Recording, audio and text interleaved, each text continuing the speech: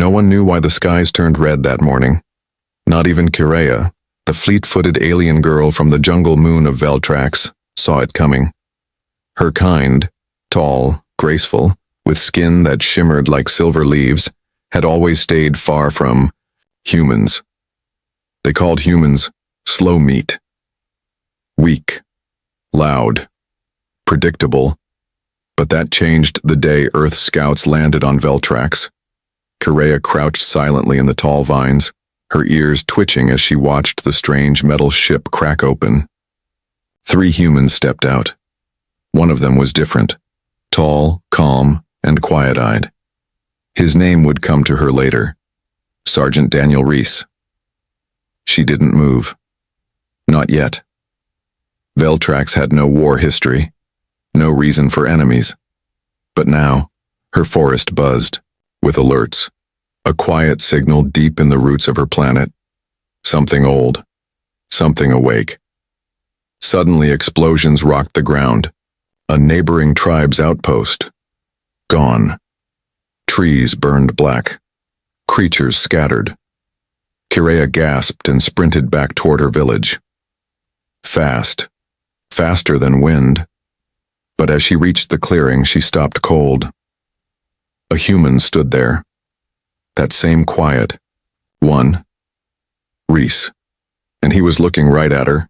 She turned, bolted, back at Earth Command Base.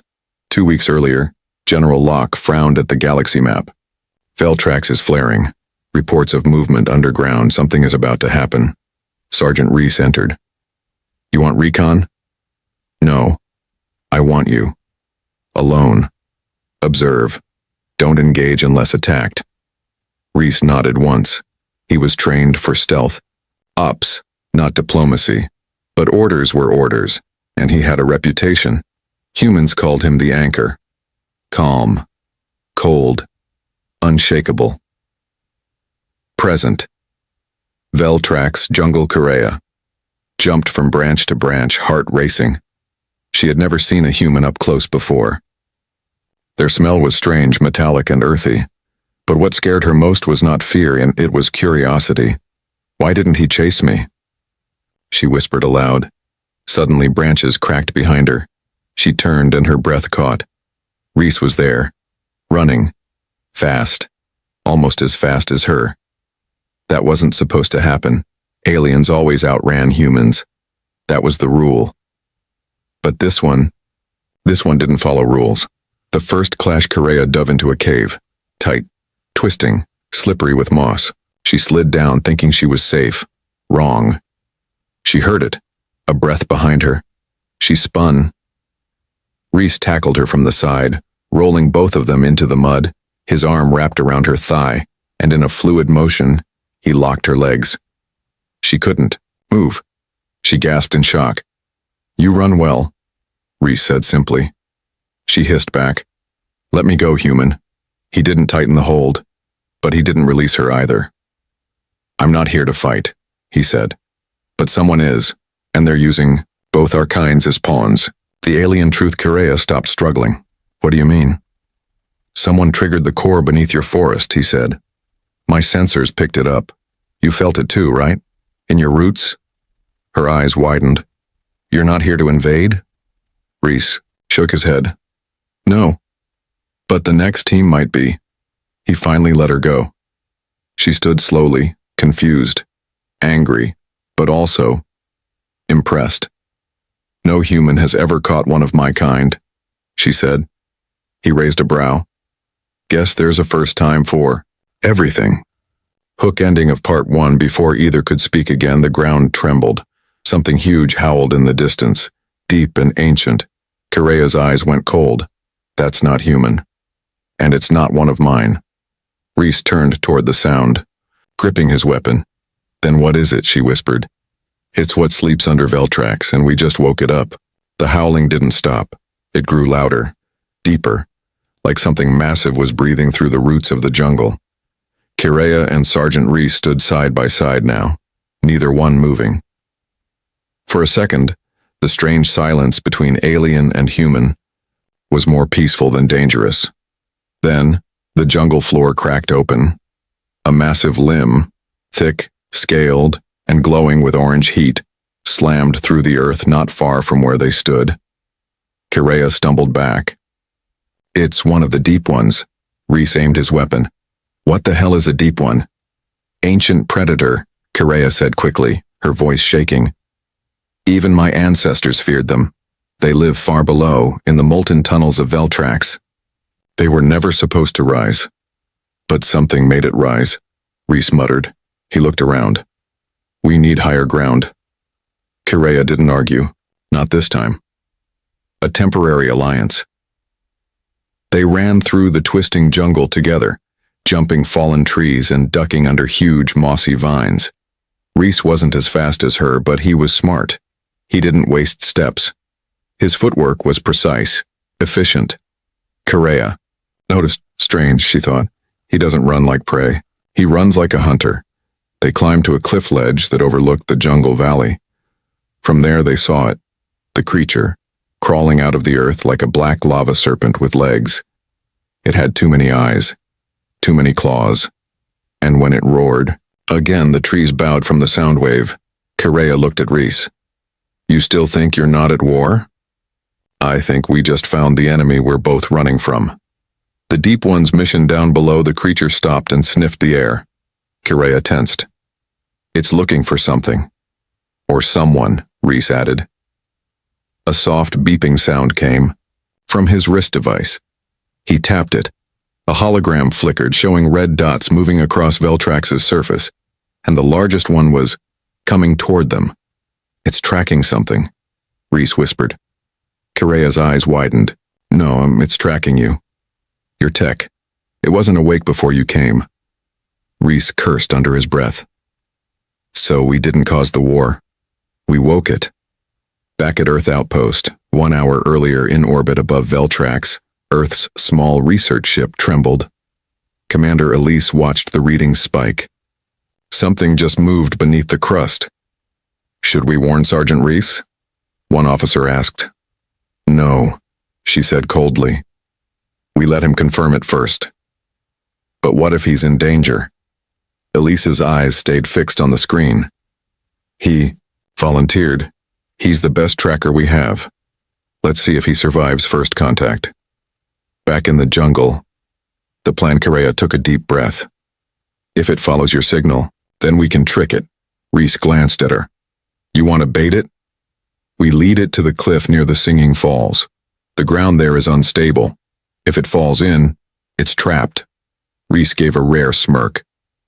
Didn't think you wanted to work with a human. I don't, Kireya said sharply. But I want to live more.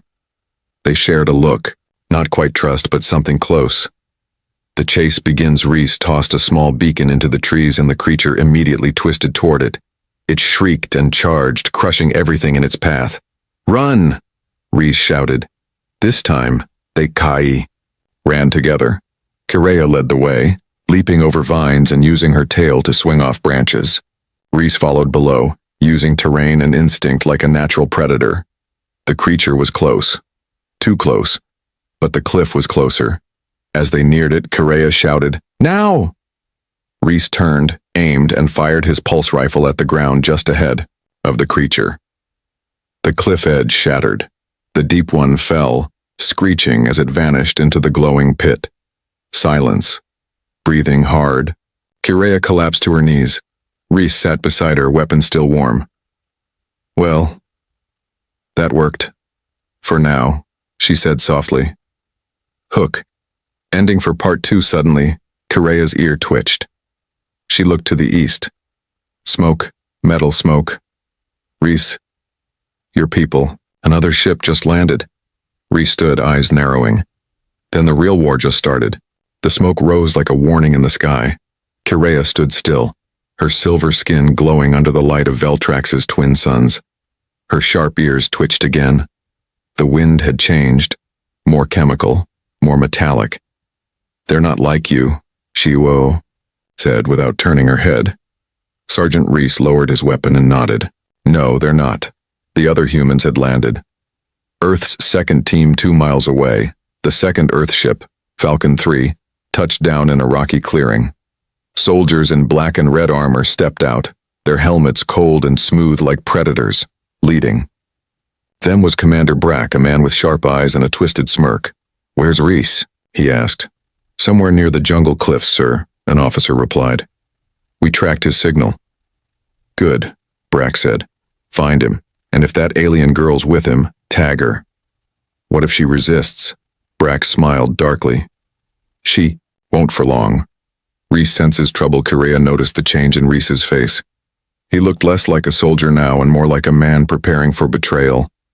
"Will they attack us?" she asked. Reese didn't answer right away. "They don't like surprises. You are a surprise." Correa stepped forward. "Then we run again." "No," Reese said calmly. "We walk. Slowly. Quietly. But we don't run this time." A cold welcome. They moved through the forest, sticking to the shadows. But they didn't get far. "Stop!" A bright light blasted through the trees. Soldiers surrounded them. Drones hovered above, buzzing like angry insects. Commander Brack stepped out. "Reese, long time." Reese kept his voice even. "I wasn't expecting backup." Brack's eyes shifted to Correa. "So this is the alien you caught?" Correa growled, eyes glowing faintly. "I'm not a thing." "She's not the enemy," Reese said. "She helped me survive. We faced something from under Veltrax, something old." Brack waved it off. "That's why we're here. To deal with things like that. You did your job. Now hand over the alien." Reese didn't move. I said, "Hand her over." Still, Reese stood firm. Correa blinked. "You're going to fight your own people?" Reese didn't look at her. "Not yet." The choice. Brack stepped closer, his voice sharp. "This is an order, Reese. She comes with us." "What are you going to do with her?" "Study her. Maybe. Dissect.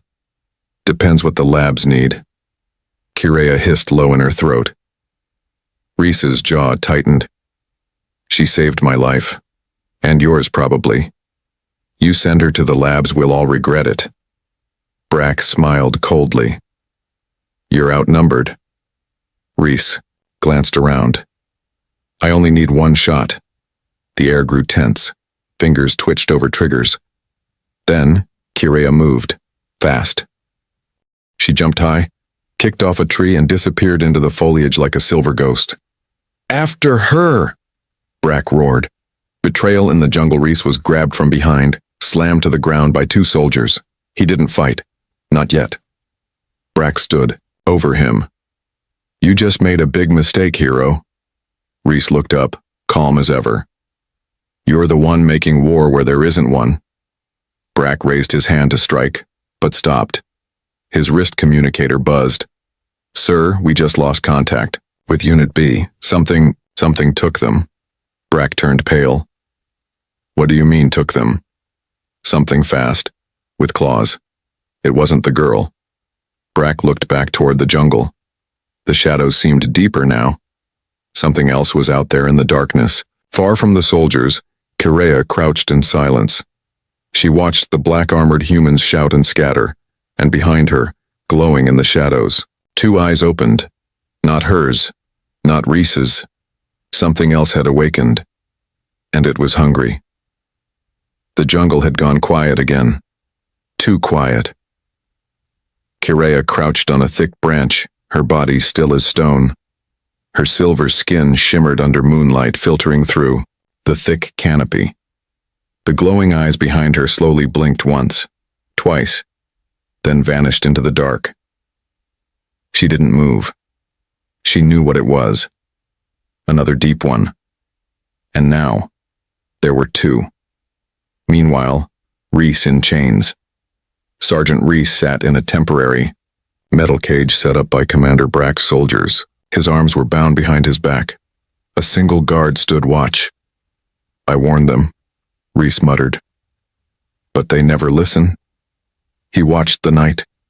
No sounds, no insects, no birds. That was bad. The jungle never stayed silent unless it was hiding something, and Reese was good at sensing danger. Correa's dilemma, she knew where Reese was. She could smell his scent. Strong, earthy, familiar now. But should she help him? He was human. The others had tried to capture her, but he didn't. He protected her, chose not to betray her, even when ordered. Kireya closed her eyes. The tribe, elders would never forgive her for trusting a human. But something inside her, something older, said this one was different. She moved. The first attack back at the camp. The soldier guarding Reese suddenly tensed. Snap. Crunch. From the dark, a large shape lunged, a deep one with armor-like skin and burning red eyes. It grabbed the guard and dragged him into the trees with terrifying speed. The cage door swung open. Reese didn't waste a second. He slipped free of his binds, grabbed the fallen rifle, and rolled into cover just as more screams echoed through the camp. The deep ones were attacking. Kireya's return, Reese ducked behind a crate, gun ready. He heard a rustle, turned, and almost pulled the trigger. But it was her Kireya. She crouched beside him. Still alive? Barely. You picked a great time to come back. Didn't come back for you? She lied. He smirked. Sure. They looked at each other for just a moment. Then the next deep one charged. Together, they moved. Reese fired while Kireya flipped through the air, her claws slashing across the monster's eyes. It shrieked and stumbled. Now! Reese yelled. He tossed her a grenade. She caught it, shoved it into the beast's open chest cavity, and jumped away. Boom! The creature exploded into black smoke and glowing ash. Commander Brack's mistake far. From the blast, Brack shouted into his comms. Where's backup? I need air support. No answer. His soldiers were dying one by one, ripped apart, dragged away screaming. He turned just in time to see Kireya and Reese fighting side by side, a blur of motion, strategy, and violence. Brack's face twisted in anger. Traitor, he muttered escape plan as more deep ones arrived. Reese grabbed Kireya's arm. We have to leave. Now. There's an old temple in the cliffs, she said quickly. My ancestors used it for hiding. It's buried, forgotten. They won't find us there. Lead the way. They sprinted through the burning camp, jumping over fallen bodies and dodging collapsing tents. Reese paused only once to grab a memory drive from a soldier's pack. Evidence, he said. Kireya nodded. Let's go. They reached the edge of the cliff just before sunrise. The temple door was sealed, covered in vines. Kireya touched a hidden symbol. The stone shimmered and opened. They stepped inside. Behind them, in the trees, the deep ones gathered. But they didn't attack. They watched. And one of them smiled. The old temple door groaned shut behind them. Darkness swallowed the pair, Reese and Kireya, like a silent promise. Inside, the air was cool and thick with the scent of age. Stone walls were carved with glowing alien symbols, flickering dimly as they walked deeper underground. Kireya's bare feet made no sound. Reese's boots echoed slightly, disturbing the quiet. This place, she whispered, touching the wall gently, was built by my ancestors before our written history. It was never meant to be entered again. Reese glanced at her. Then, why are we here? She looked over her shoulder. Because the monsters outside are older than this place, and we need to understand why they've returned. The truth in the wall, as they walked, they came upon a chamber shaped like a half-dome. Symbols danced across the walls, glowing brighter as Kireya moved closer. Reese ran his fingers across a set of markings. This looks like a timeline. Kireya nodded. It tells of the first awakening, when the deep ones crawled from the center of Veltrak and nearly ended our kind. They were defeated? Reese asked. Not defeated, Kireya said quietly. Tricked, lured into the lava tunnels and sealed beneath with living stone. And now something broke the seal, Reese muttered. She looked at him sharply. Your arrival, your ship, your machines may have stirred them. Reese sighed. Or maybe they were always waiting, and we just walked into their plan. Symbols of unity. At the center of the chamber stood a tall stone pillar. Half alien, half human? Reese blinked. That's impossible. The sculpture showed a human hand and an alien hand joined together. A bond, a union. Kireya stepped back, shocked. This image, it's forbidden in my tribe. We were taught never to speak of the ancient joining. What joining? Rhys asked. There was a time, Kireya whispered, when a human and an alien fought side by side against the Deep Ones. They sealed the monsters together, but the story was erased. Hidden. Rhys frowned. Why? Because our leaders feared that unity would change everything. The message in the crystal. Suddenly, a crystal embedded in the floor began to glow. A voice, old and hollow, filled the chamber. To those who find this, you are not enemies. You are the key. The Deep Ones rise not for conquest, but to destroy the last chance of unity. Only together can the seal be restored. Only together can you survive. The message faded. Silence returned. Kireya and Rhys stared at each other. Then they both said the same word. Together. Above ground, Brack's new ally back on the surface. Commander Brack was losing control. His soldiers were either dead or hiding. The Deep Ones surrounded the ruined camp, but hadn't yet attacked again. That's when a new figure stepped from the mist. It wasn't a Deep One. It wasn't human either. It was something in between. Tall, thin, and wearing a strange mask. It spoke directly into Brack's mind. You want power, human? We can give it. You want control over her, the Silver One? We can give that too. But you must bring them to us. Brack didn't question. He nodded slowly. Kireya's secret back in the temple. Rhys built a small fire with an old torch. Kireya sat nearby, her back resting against a carved stone. You didn't have to come back for me, Rhys said finally. Kireya didn't look at him. I didn't do it for you. He chuckled. Sure. Silence settled again. Then she asked quietly, Why didn't you hand me over? Rhys turned serious. Because I don't follow bad orders. She looked up. And if saving me leads to war between our kinds, then I'll fight that war, but not against you. Kireya's eyes softened for a moment. Suddenly the temple trembled. Not from an earthquake, from footsteps. Heavy. Multiple. Rhys stood. They found us. Kireya grabbed her blade. No. Something worse did. From the shadows at the far end of the tunnel, a Deep One wearing metal armor stepped forward, carrying a human soldier's helmet in one claw. It opened its mouth, and Forikim. The Deep One stood in the torchlight. Its skin was black stone and glowing lava. Its arms were long and thick, and metal armor wrapped around its chest. But the worst part wasn't its claws. It was its voice, rough, deep, but clear. You are the ones from the prophecy, the last bond. Rhys stepped in front of Kireya, rifle ready. You speak English? No, the creature growled. I speak all tongues. Kireya didn't move. What do you want? Not want, warn. A deal with a monster. The Deep One dropped the broken human helmet onto the ground. It rolled and stopped near Rhys's boot. Your kind invaded. Their machines stirred the old ones, but you, human, you are not like them. I didn't come to start a war, Rhys replied coldly. No, but war will come, unless you seal the gate again.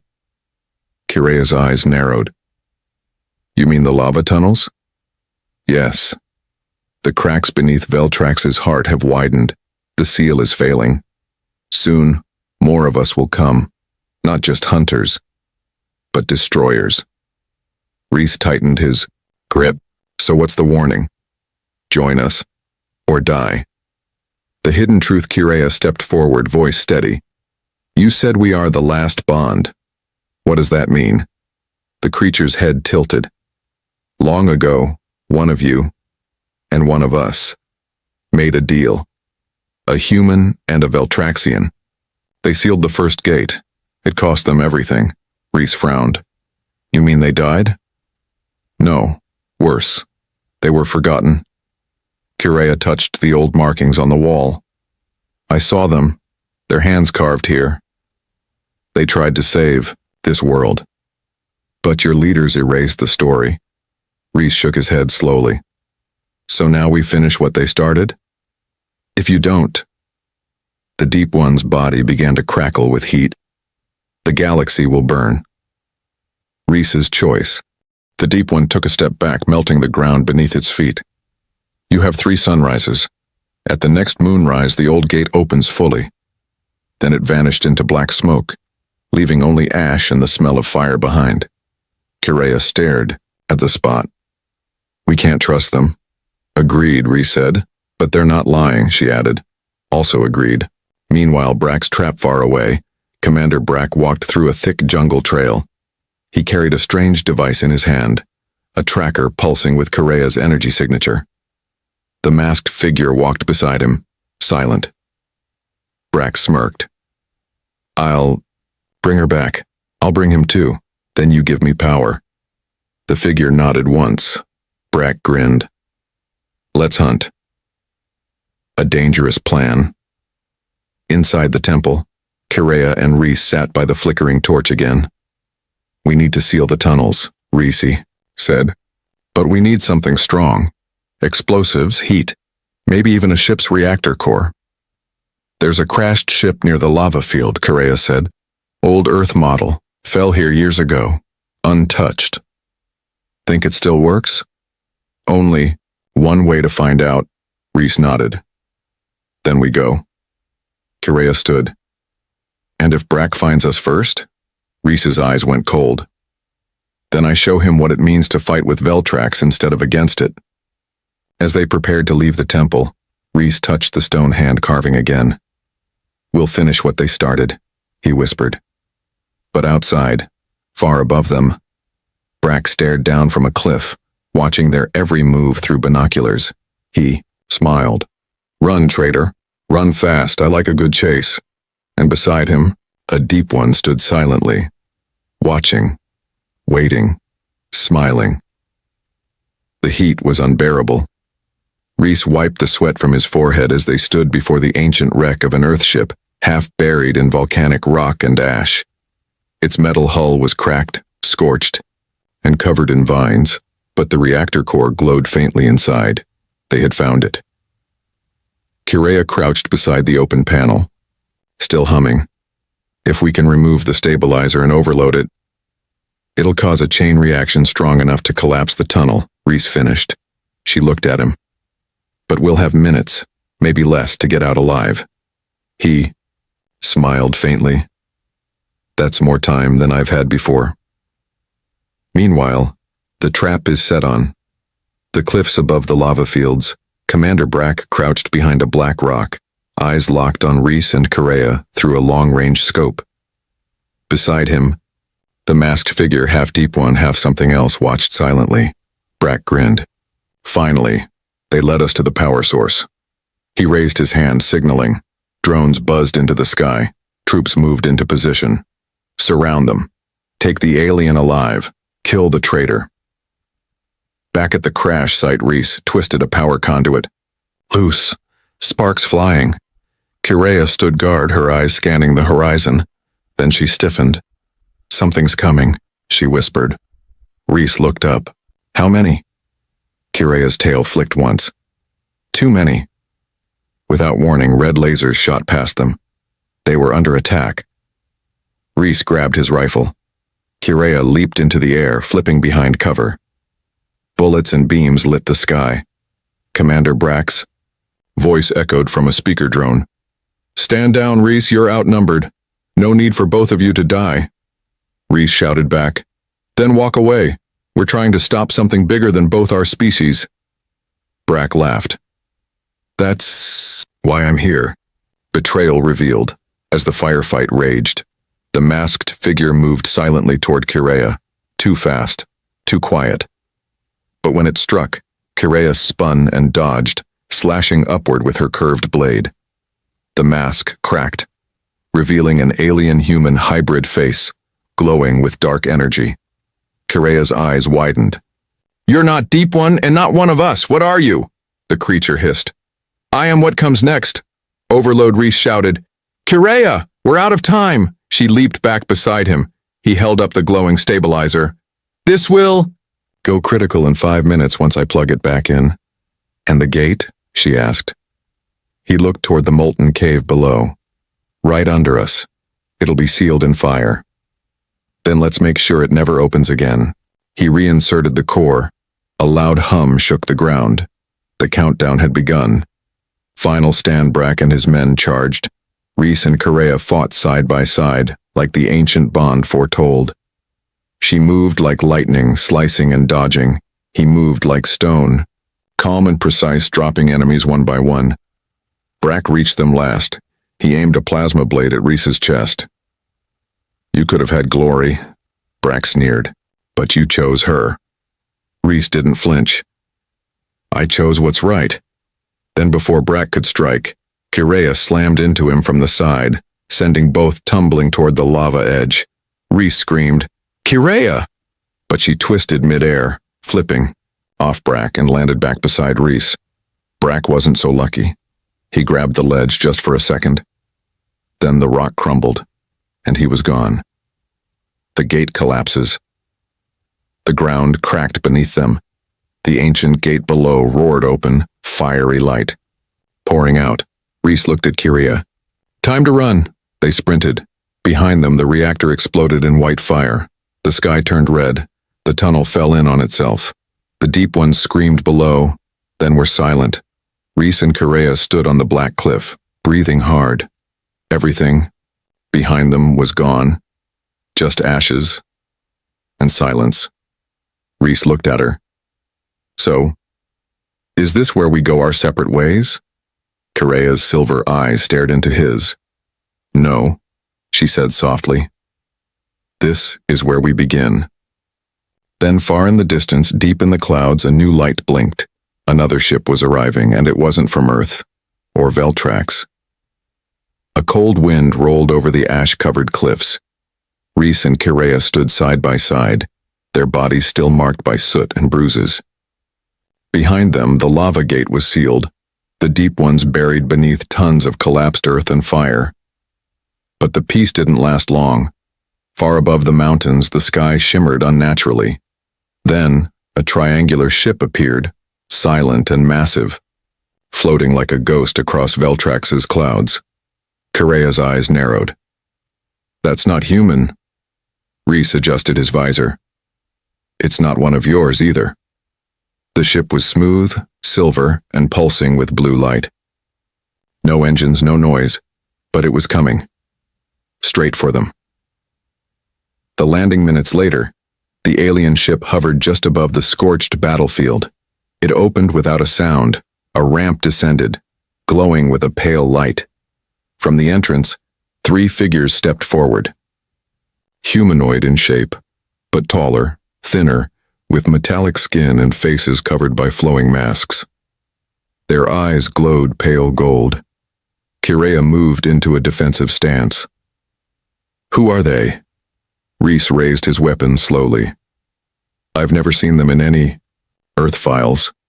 One of the beings spoke, not with words but directly into their minds. "We watched. We waited. And now, we choose." The decision. Reese frowned. "Choose what?" "Whether you live or become like the others. Broken, consumed," Kirea growled. "We just sealed the deep ones. This planet is safe again." "Not safe. Delayed. You've won a battle, not the war." The third figure stepped forward and revealed a small device, shaped like a seed, glowing and pulsing. "This is what the deep ones were after. A world seed. It can birth life or end it." Reese stepped closer.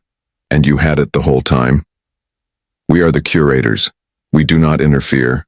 We test." Kirea's voice was sharp.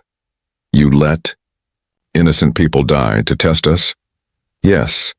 A test of character." Reese stepped between Kirea and the alien leader. "You don't get to play God."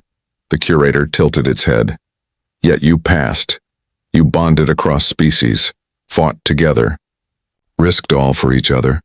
That is the ancient promise reborn." Kirea looked confused.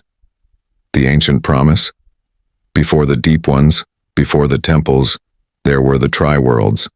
3 races, 1 alliance, 1 bond, broken long ago. You are the first in centuries to rebuild it. Rhys lowered his gun slightly. So what now? We offer you the seed. Use it. Guard it. But know this. Others will come for it. The warning. The curator turned to leave, but paused. One more thing. The alien reached out and touched Rhys's chest just above his heart. Something dark travels through space. Faster than your kind can prepare for. It is not deep. It is not old. It is new. And it is hungry. Then, with no sound, the curators returned to their ship. Within seconds, the vessel vanished into the clouds, leaving no trace behind. Aftermath. Rhys and Kureha sat by the cliff's edge watching the stars slowly return. She turned the glowing seed in her hand. It pulsed gently like a heartbeat. I don't like them, she said. Me neither, Rhys agreed. But they left us something powerful. Kureha looked at him. Do you think we can protect it? Rhys gave a small nod. Together? Yeah, I do. Suddenly, a distant boom echoed in the sky. Both looked up. A flash, brief and red, lit the clouds on the horizon. Kureha's grip tightened on the seed. That wasn't thunder. Rhys stood, scanning the direction. No, that was another ship. Crashing. From the distance, a shadow began to crawl across the clouds. Slow, creeping, massive. A chill ran down both their spines. Whatever was coming next wasn't friendly. The ground trembled beneath their feet. Rhys and Kureha stood on the cliff edge, eyes locked on the distant clouds where red light had flashed. Smoke now curled into the sky, thick and dark, like something unnatural had arrived. Kureha clutched the glowing seed tighter. That can't be another Earthship. Yours don't fall like that. Rhys shook his head. No, ours crashed louder. She looked at him. He didn't smile. The crash site.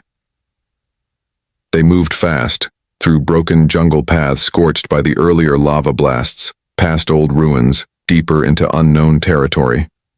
As they neared the crash site, the air grew colder, heavy, like it didn't belong to this world. And then they saw it. A twisted ship, sleek, black, and pulsing with red light, lay half buried in the ground. It had no markings, no windows, no flag. Just a hole burned into its side. Rhys lifted his rifle. I don't like this. Kureha unsheathed her blade. It's not Veltraxian. It's not Curator. Then what is it? A faint, wet, click, click, click, echoed from inside the wreck. Then, something stepped out. It wasn't alone. The creature was tall, slender, covered in black, armor that seemed to move on its own, liquid-like, shifting and changing as it walked. Its face had no eyes, no mouth, just a smooth mask. But when it tilted its head, both Rhys and Kureha felt it, a voice inside their minds, cold, empty. The seed is near. Kureha's knees weakened. Rhys stood in front of her. How does it know? The thing slowly raised a hand pointing straight at Kureha's chest. Give it or burn. They run again. No chance, Rhys snapped, firing the first shot. It hit the creature in the shoulder, but the armor rippled, absorbing the hit. Kureha grabbed Rhys's arm. We need to move.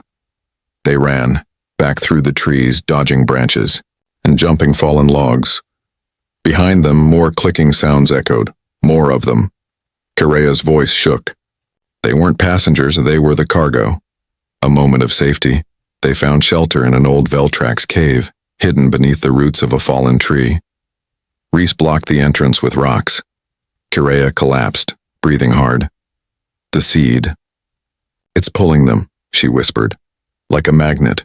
Rhys checked his rifle. Then we find a way to hide it, or use it. She looked at him. Use it? He nodded slowly. They want it. Maybe it can hurt them. The message from the seed. Suddenly, the world seed pulsed in her hand, stronger than ever. Kirea gasped. It's speaking. Reese frowned. What's it saying? She closed her eyes, then whispered, Break me, and I become a sun. Reese blinked. A sun? Kirea nodded slowly. A starburst. Energy. Enough to burn everything around it. Reese leaned back. You're telling me this thing is a mini supernova? She looked down. Yes, but it would destroy everything within miles, us included. The terrible choice. Reese stared at the cave walls, then at the dark jungle beyond. Can't let those things take it. They'll destroy Veltrax, and maybe Earth next. They were silent for a long moment. Then Reese stood up. Then we don't let them leave. Kirea looked up. What are you thinking? He met her eyes. We give it to them and inside their ship. Far above the jungle, the black ship began to rebuild itself. Metal crawling like vines reshaping the hull. Inside, the armored creatures gathered, watching, waiting. And as Reese and Kirea stepped out of the cave together, the seed pulsed between them, not in fear, in warning. The jungle was silent again, but not peaceful. Not this time.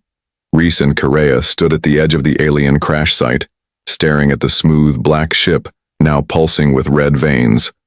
The creatures inside were moving, waiting. They didn't rush. They didn't chase. Because they knew what was coming to them. And it was already in Kirea's hand. The world seed. Final plan. We get in. We reach their core chamber. Reese whispered. We plant the seed inside, trigger it, then run like hell. Kirea didn't answer right away. Her eyes were on the seed. It was warm now, alive, and humming. It won't let both of us survive, she finally said. You know that. I know. Reese replied softly. But maybe we buy time for someone else. She turned to him. You came here as a soldier, but you're leaving as something more. He grinned slightly. A running partner? Kirea's silver lips curled into a faint smile. A bond. The infiltration. They crept into the ship's side, where the hull had cracked open. Inside, the walls were alive, breathing. Slick and dark, like muscle and stone fused together. They moved through twisting corridors, hiding from the tall armored creatures as they passed. Their whispers weren't words, just pressure in the air like storms waiting to break. Finally, they reached it. The heart. A glowing red orb suspended in the center of the ship's main chamber. Black wires pulsed around it like veins feeding. A monster. Reese whispered, This is where we end it. One last stand, but they weren't alone. From the shadows, the masked leader stepped out. Taller than the others. Its armor fused tighter to its body now. It raised a hand, and the entire room locked down. No doors, no escape. You bring us the seed, and now you shall watch your world end. Reese didn't hesitate. He threw the seed, Kirea, jumped forward, spinning midair, and kicked the seed into the heart. It pierced through the surface like light through glass. Silence. Then, boom. The light exploded outward, filling the entire chamber. The masked creature screamed, not in fear but in surprise. It had never imagined humans and aliens would choose to die together.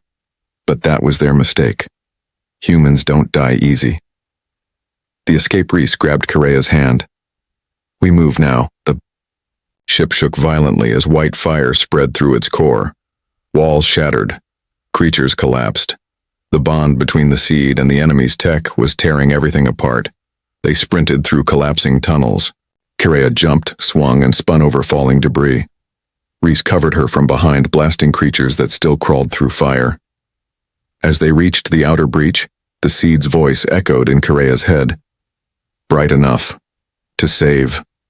They dove. And behind them, the ship exploded. A giant wave of light and flame rushed through the jungle, lighting the sky like a second sun. Then, nothing. Silence. hour later. Smoke drifted through the shattered forest, trees burned low, animals had fled, and from the ash, a hand broke through. Reese gasped, pulling himself from the wreckage. "Kirea?" No answer. Then, a soft cough. She lay not far, curled behind a half-melted rock. Weak, burned, but alive. He rushed to her side. "You're okay. You're okay." She opened one eye, smiling faintly. "Still faster than you?" He laughed, through the pain. "Don't make me carry you again." Epilogue. A new light days passed. Veltrax began to heal. The lava calmed. The skies cleared. Word spread across planets. Of a human and an alien girl who saved a world together. The curators returned. They didn't speak. They only bowed once, and left a gift, a second seed, a seed of life. And beside it, a message etched, in gold, not born from race, born from bond. Final scene on. A quiet ridge under the twin suns, Reese and Kirea sat side by side, watching the horizon. "Think there'll be peace now?" she asked. "Maybe," he said. "But if not," he held up his fist. She bumped it with her own. "We run together."